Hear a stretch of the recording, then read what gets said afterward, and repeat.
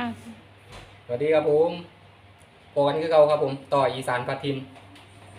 มื้อนี้สิพาพี่พาน้องไปดักปลาซิวครับผมช่วงเที่ยงๆนะดักจาก3 ชั่วโมงก็พอนะครับนะกำลังสิผสมเหยื่อครับผมเนี่ยครับสูตรเหยื่อเดี๋ยวให้มีFCหลายคนนะครับถามมาว่าใส่เหยื่อสูตรยังครับผมเดี๋ยวผมสิผสมให้มึงนะครับเนี่ยมามึงไกลๆเลยครับผมนี่ครับผมสูตรเหยื่อกับซิมีในนี้นะครับเนาะไอหัวอาหารปลาดุกครับหัวอาหารปลาดุกแช่น้ำก่อนเด้อครับเด้อเนี่ยแช่น้ำให้มันอืดครับผมแช่น้ำให้มันอืดก่อนนี่ครับจะได้บีให้มันเละเนาะนี่นะครับเนาะถ้าบ่แช่น้ำให้มันอืดนี่เวลาถ้าเราไปใส่ผสมเราไปใส่แล้วมันจะลอยนะครับเนาะเพราะว่าอาหารปลาดุกมันเป็นชนิดเม็ดลอยนะครับเนาะแล้วมันสิลอยติดด้านหลังกับดักแล้วมันสิปลาซิวมันสิบ่เข้าข้างในบ่ง่ายนะครับเนาะเพราะฉะนั้นแช่น้ำประมาณ5 นาทีนะครับมันจะอืดเนาะอืดแล้วเรามาบีให้มันเละนั่นนี่นะครับเนาะอย่างที่2ครับผมเนี่ยอย่างที่2ทำครับผมทำอ่อนทำไอ้ตกปลาเนี่ยครับผมทำจาก2 ถุงเนาะครับเนาะแต่กับดักหน่อยกับดักหลายนะครับกับดักผม18 อันเนาะใส่หลายนะครับผมทำบ่ต้องกลัวนะครับผมบางคนแค่เอากลัวแต่ผมบ่กลัวนะครับผมทำธรรมดานะครับอย่างที่3ครับผมขาดบ่ได้นี่ครับกะปิเนาะครับผมกะปิตาเรือไททานิกเนาะครับเนาะนี่กะปิจากซ่อนหนึ่งเนาะครับเนาะแล้วก็อย่างต่อไปครับผมข้าวเจ้าครับข้าวซุก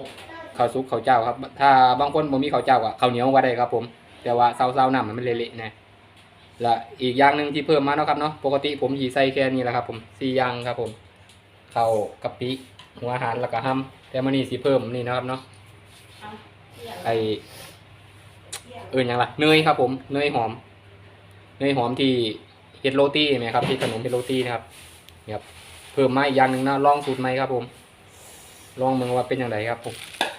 เดี๋ยวเอาดึงเสื้อแขนเสื้อขึ้นให้หน่อยโอเคเริ่มกันนะครับเนาะขั้นแรกนะครับเนาะบีก่อนบีอาหารมันเละก่อนนะครับเนาะถ้าโบบีให้เละแล้วเวลาผสมเข้าไปเรามันลอยนะครับเนาะมันเฮ็ดให้ไอถุงเหยื่อเขาลอยได้ปานบ่เข้าไปข้างในนะฮะ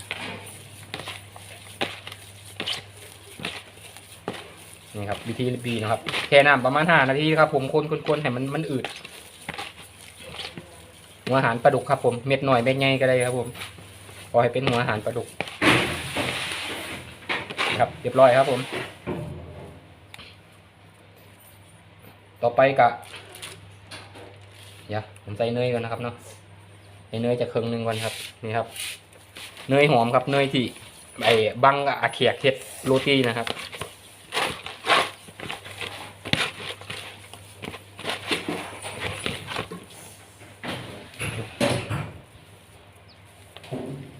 อย่างต่อไปห้ำเลยครับใส่ไปเลย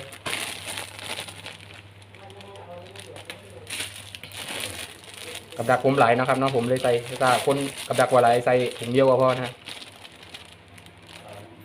ห้ำครับผม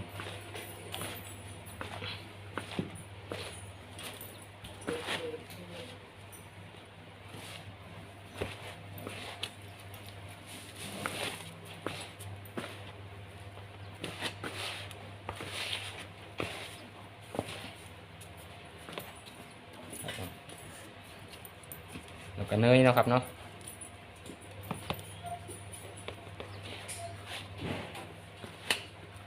ผมให้เขากันนะครับนะถ้ามันแห้งก็เติมน้ำนะครับเด้อเติมน้ำเปล่าเข้าไปเอาแค่ว่าพอไอ้ปั่นเหนียวๆนะครับคือตะกอตกปลานะครับผมไม่ต้องให้มันเละแห้งครับเวลาตาเขาห่อเหยื่อไปแล้วมันเหยื่อมันเปื่อยไวนะครับเนาะปลาสิบวกเขาง่ายนะครับเนาะต่อไปนะครับเนาะกะปิตาเรือไททานิกนะเดี๋ยวว่าโฆษณาเขาว่าไว้จัดแล้วครับนี่ครับประมาณ1 ช้อนนะ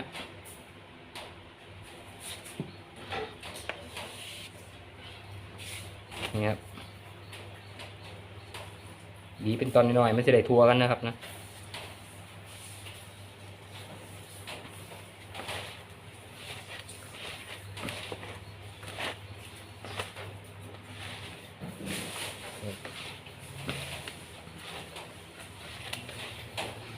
หอมกะปิครับพี่น้องขาดบ่ได้เลยครับกะปิดักปลาซิวดักกุ้งต้องมีกะปินะครับนะเพราะว่ากะปิไม่ใช่จากกุ้งเนาะครับพวกนี้มันมากินกุ้งครับอย่างต่อไปครับผมข้าวซุกครับข้าวเจ้าใส่ไปเลยครับกระจายมันทั่วก็เนยนะครับเนาะสูตรนี้เป็นสูตรทดลองนะครับแล้วสูตรใหม่ปกติผมมันจะบวใส่เนยนะครับเนาะใส่แต่กะปิข้าวซุกหั่มแล้วก็ไอหัวหันปลาดุกนะครับเนาะสูตรนี้เพิ่มเนยมากครับผมลองมึงครับพอดีเนยมันหอมมันนะเครื่องมันเข่าอะผมว่าเดี๋ยว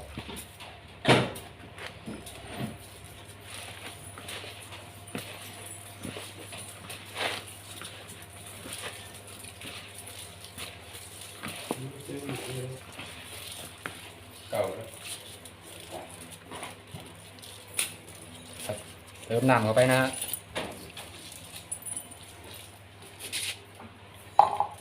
มันเห็นเติมน้ำเข้าไปด้วยครับนะ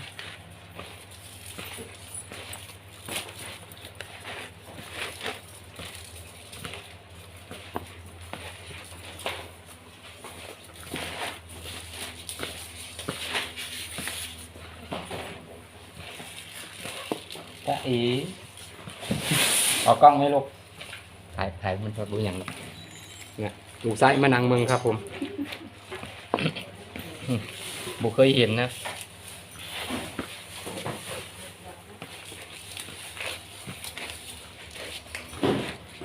ครับผมเรียบร้อยครับผมเนี่ยจะประมาณนี้ครับผมนี่ครับ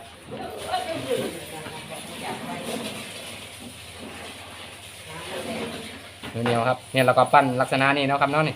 เนี่ยปั้นไปก่อนกลมๆครับผมเข้ากันเรามาสีเหนียวนี่ครับผมปั้นก้อนขนาดนี้ครับแล้วก็นี่นะครับเนี่ยถอยเนี่ยเขาก็ห่อลักษณะนี้นะครับเนาะต้องปั้นก่อนกลมละห่อลักษณะเนี่ยแล้วก็เอาเชือกมัดนี่นะครับเนาะมัดให้แน่นแล้วก็ไปผูกหอยใส่กับดักนะครับมาใส่มุ้งใส่หลอกก็ได้ครับผมแต่คนกระดักนะครับเนาะเนี่ยประมาณนี้นะครับผมโอเคครับเดี๋ยวไปรุ่นตอนใส่นะครับเนาะเดี๋ยวผมจะใส่ให้มึงจากหลัง2หลังนะครับแล้วก็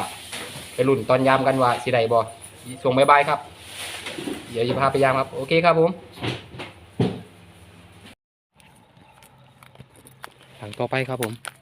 หลังที่4ครับ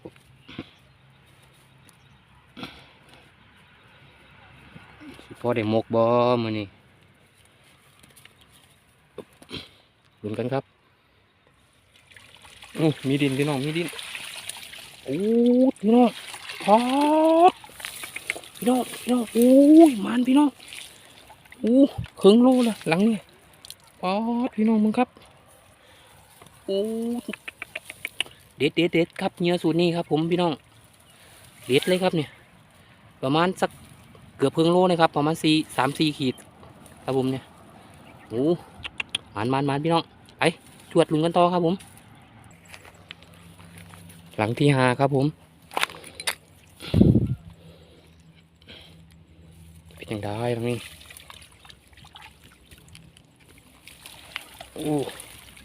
ถือบัวไหลพี่น้องนี่ครับดูด้วยครับเดิมย้อนแสงหลังที่5ครับครับผมบัวไหลบันไดครับเติมกันไปตื่นต่อครับหลังที่6ครับผม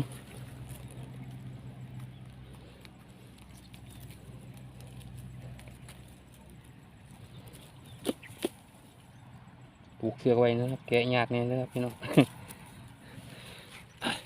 ลุ้นกันครับผมหลังที่6ของยังล่ะเนี่ยของยังดูพี่น้อง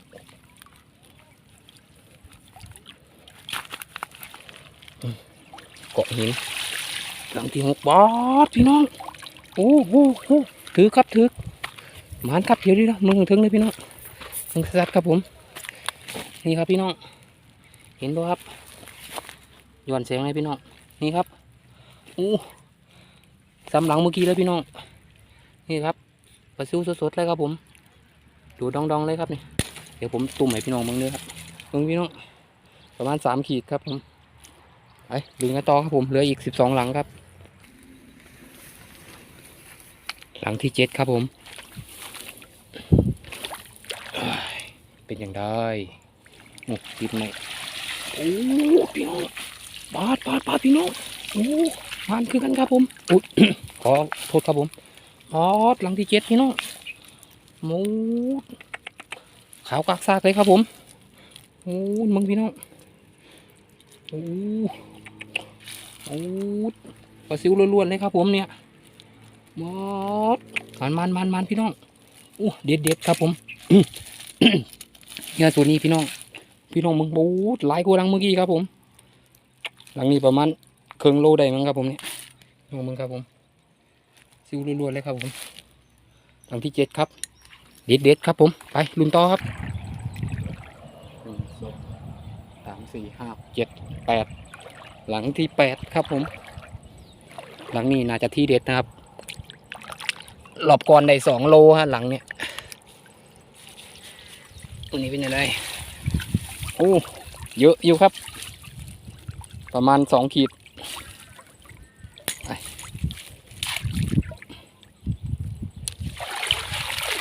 นี่ครับรุนต่อครับ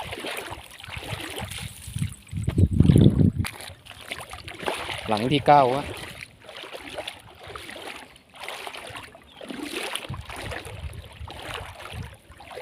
หลังที่9ใส่ไว้โล่งๆครับผมหลังเนี่ยเป็นยังไงโอ้โหมอดเต็มเลยครับนี่ครับโอ้หลังนี้ประมาณครึ่งโลเลยครับโอ้เต็มเลยครับเดี๋ยวรวมให้ดูนี่ครับขาวกักซากเลยครับไปลุ้นต่อครับหลังที่10สายซุ่มนะครับผมอยู่บนต้นไม้นู่น นู่นครับอยู่นู่นคนหนึ่งครับผมบ่อนี่คนมายิงประจำครับผมปลานิลกับปลาโดไหลครับผมนี่ครับสภาพไม้บ่อลูกลังหลังบันเอือครับผมเนี่ยน้องเขานั่งบนต้นกระถินครับนั่งยิงปลาอยู่เนี่ยหลังที่10ครับผม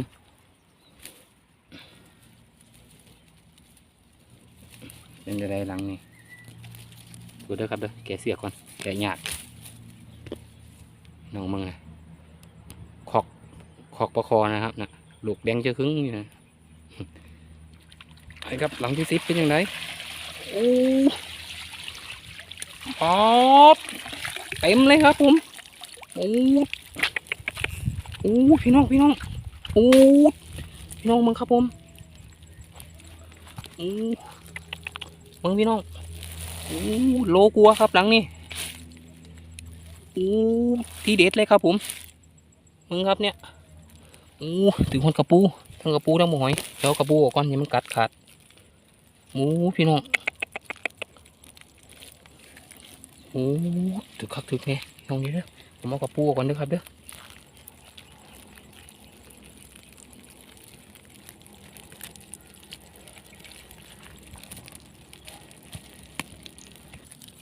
นี่ครับพี่น้องมึงจะซัดครับผมโอ้แดดย้อนแสงนี่เด้อพี่น้องเด้อขอถูกขอไปหลายมึงครับผมหลังที่10ครับผมหลังนี้น่าจะโอ้มีโลขึ้นพี่น้องเดี๋ยวพี่น้องมึงครับผมมีโลขึ้นครับหลังเนี่ยโอ้สุดยอดครับไปดูกันต่อครับผมหลังที่11ครับหลังที่11ครับผมหลังนี้ใส่เวรให้ปลาหยาพี่น้องเป็นอย่างไรโอ้พอถือเพื่อนพี่น้องอุ้ยกับดักผมหักพี่น้องเดี๋ยวมึงพี่น้องมึงกันเด้อครับถือเยอะครับโอ้กับดักพังพี่น้องมึงครับผมนี่ครับ โอ้หลายกันพี่น้องนี่ครับโอ้โอ้น่าจะ2-3 โล3 โลละกลัวแล้วพี่น้องเอ้ยย่ามานี่ครับครับผม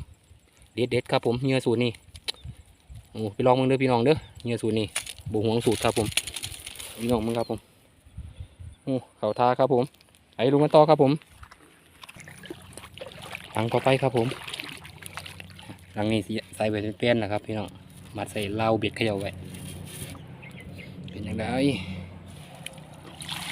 โอ้ถือเพื่อนครับผมมันถือทุกหลังครับผมบุถือหลังแรกนะครับเนาะพี่น้องมึงครับผมนี่ครับผมเด็ดพี่น้องเนี่ยผมตุ่มให้มึงนะครับพี่น้องมึงครับผมเห็นไหมครับส่วนแสงเลยนะครับนะประมาณ3 ขีดครับผมหลังเนี่ยไปถึงต่อครับผมหลังที่13ครับโอ้ไม่เอียงอย่างงี้วะเนี่ยเอียงกระเทเลยเนี่ยไปจูครับบัวไหลเนี่ยฮะมาต่อครับเหลืออีก5 หลังหลังที่14ครับผมทางลงชันเลยพี่น้องเป็นหน้าผาครับผมลงกันมึงเป็นจังใดเป็นยากให้เสือกก็ได้หลังที่14ครับผมโอ้พี่น้องออดพี่น้องมึงครับผมเป็นโลครับผมหลังนี่โอ้เดี๋ยวมึงขึ้นมึงเดี๋ยวมึงถึงพี่น้องมึงถึงครับผมโอ้เนี่ยปืนผมนะครับแบกปืนมานำครับพอได้ยิงปลาประตูพี่น้องมึงครับผมโอ้นี่ครับประมาณโลนึงครับหลังเนี่ยนี่ครับผมขาวกากซากเลยครับโอ้ถือคักถือแน่พี่น้องหลังนี่มันโอ้เด็ดพี่น้องเนื้อสูตรนี้จับได้พี่น้องเลยเด้อสูตรนี้สูตรเนื้อมึงถึงต้นคลิปเด้อพี่น้องเด้อผมผสมให้มึงอยู่ครับผมช่วงต้นคลิปนะครับเนาะสูตรเนื้อหมันครับผมเดี๋ยวผมตุ่มให้พี่น้องมึงนะครับผมนี่ครับพี่น้องโอ้หลังที่14ครับลุงกันต่อครับผมเหลืออีก4 หลังครับหลังที่15ครับผมหลังที่15ใส่ไปนี่ครับมึงสภาพไม้งามไหมพี่น้องเอ้ยมึงครับผมน้อยหลังที่15ครับผมคือทรงเงียบๆแต่หลังนี้โอ้ปาดพี่น้องโอ้พี่น้องมึงครับผมโอ้มันคักพี่น้องเอ้ยเดี๋ยวมึงจะซัดให้พี่น้องเดี๋ยวให้ผมให้พี่น้องมึงซัดเด้อครับเด้อโอ้น้องเป็นโลครับผมหลังนี้เนี่ยผมตุ่มให้มึงพี่น้องมึงครับผมพี่น้องมึงครับผมเป็นโลครับหลังนี้มันเดี๋ยวดูซัดถึงเรื่องพี่น้องมึงเด้อครับผมพี่น้องมึงครับผมพี่น้องมึงกากซากเลยครับผมมันไปคุณต้องครับอีก3 หลังครับหลังที่16ครับผมเนี่ยใส่ไปนี่ครับเนี่ยหลังนี้แนมเห็นเลยพี่น้องน้ำมันใส่บ่ค่อยถือครับผมว่าแล้วถือบ่ไหลครับผมมันถือหลังเมื่อกี้ไปเบิดแล้วอย่างนี้ครับผมพอได้ก่อยครับหลังนี้นี่ครับผมอีก2 หลังครับผมคุณต้องหลังที่17ครับผมนี่ครับหยาดลงมาเลยครับดูสีกันเงียบเลยพี่น้องอย่างไรบาสตัวเดียวกับบ่ถือบ่ถืออยู่ว่าบ่ร้ายพี่น้องนะครับมันไปถือหลังหนาเบิดบ่พี่น้องเนี่ยไปลุ้นกันเรือหลังใต้ครับผมเนี่ยหลังนี้สักซาวัวโตนี่แหละครับลุ้นกันต่อครับผมหลังสุดท้ายครับหลังสุดท้ายครับผมใส่ไว้ในป่าหญ้าเนี่ยครับแต่หลังใดใส่ไว้ในป่าหญ้านี่มักสิมันเนี่ยพี่น้องบ่มันถือบัวลายพี่น้องนี่ครับผมแล้วครับผมเนี่ย หย่อนแสงนะครับนี่ครับผมเดี๋ยวไปลุ้นกันอยู่บ้านเด้อพี่น้องเด้อเดี๋ยวผมสิแกะให้พี่ให้น้องมึงว่าได้หลายปานใดมื้อนี้ครับผมผลงานว่าจะมานบ่ไปลุ้นกันครับผมครับผมมาฮอดเงี้ยแล้วครับผมแกะเอาเรียบร้อยครับผมเดี๋ยวสรุปผลงานกันครับเนี่ยครับกำลังเกือบเต็มครับพี่น้องประมาณ7 ถึง 8 โลครับผมพี่น้องมึงบ่แม่นกำลังน้อยเด้อพี่น้องบ่แม่นกำลังไอ้คลิปก่อนนี่ครับผมพี่น้องมึงเนี่ยผมจะยกให้มึงโอ้หนักพี่น้องประมาณ7-8 โลครับผมโอ้หลายครับพี่น้องเอ้ยเที่ยวนี้2 ชั่วโมงเองพี่น้องเอ้ยขนาดดักแค่2 ชั่วโมงครับผมดักไอเซตบ่ายโมงนะครับเนาะบ่าย 3ผมเลาะนะครับเนาะพี่น้องมึงครับเนี่ยซิวล้วนๆครับผมซิวสดๆเลยครับผมซิวใหญ่ๆครับพี่น้องมีแต่แม่ไข่ครับผมมาสังเกตมั้งครับพี่น้องปลาซิวนานี่กำลังไข่เลยครับเนี่ยดูนี่กำลังไข่ทั้งนั้นเลยครับผมประมาณบ่ต่ำกว่า7 โลพี่น้อง7 ถึง 8 โลครับผมหมันขนาดนี่ครับผมนี่ครับผมกับดักที่ใส่ดักนะครับนะกับดัก18 อันครับผม2 ชั่วโมงครับผมดักแค่2 ชั่วโมงได้ขนาดนี้ถ้าดักแค่เศร้านี่สีถือขนาดใดพี่น้องเอ้ยผมว่ากำลังสักผ่าคือที่เต็มนะถ้าดักแค่เศร้านี่ดักแค่2 ชั่วโมงเองนะครับผมถือว่าผ่านนะพี่น้องเหยื่อสูตรนี้ครับผมถือว่าผ่านอยู่ครับเหยื่อสูตรนี้ถ้าผู้ใดอยากได้สูตรกับมึงทั้งต้นคลิปเด้อพี่น้องเด้อผมผสมบอกสูตรแต่ช่วงต้นคลิปเนาะครับเนาะว่าผสมอย่างแน่ใส่อย่างแน่เนาะพี่น้องเนาะเด็ดพี่น้องสูตรนี้ถือว่าเด็ดแห้งนี่ครับผมเดี๋ยวอันนี้สิผมเสียเอาไปขายอยู่ตลาดเนาะพี่น้องเนาะใส่เป็นจานละ20ซ้ำนี่แหละพี่น้อง20 บาทนี่ใส่เป็นจานครับผมจานละ20คิดว่าดอก ไปกันพี่น้องเดี๋ยวครับผมถ้าขายบัวเบิดกับสิเฮ็ดปลาจอมขายพี่น้อง เฮ็ดปลาหน่อยขายโลละ150คนเลยพี่น้องปลาหน่อยครับถ้าขายสดๆนั่นนี่ก็โล60 บาทนะครับผมปลาซิวโล60 บาทกับปลาผมนี่ครับผมพี่น้องมึงอะกำลังใหญ่ๆเลยพี่น้องนิดหน่อยไปครับผมฝากกดไลค์กดแชร์กดติดตามนี่เด้อพี่น้องเด้อสำหรับผู้ที่ยังบ่ทันกดก็ช่วยกดติดตามให้เป็นกำลังใจให้ส่องหน่อยน้องไม้เนาะพี่น้องเนาะเพื่อสิได้มีกำลังใจในการเฮ็ดคลิปต่อไปนะครับเนาะครับผมลากันด้วยภาพปลาซิวงามๆเนาะครับเนาะสวัสดีครับ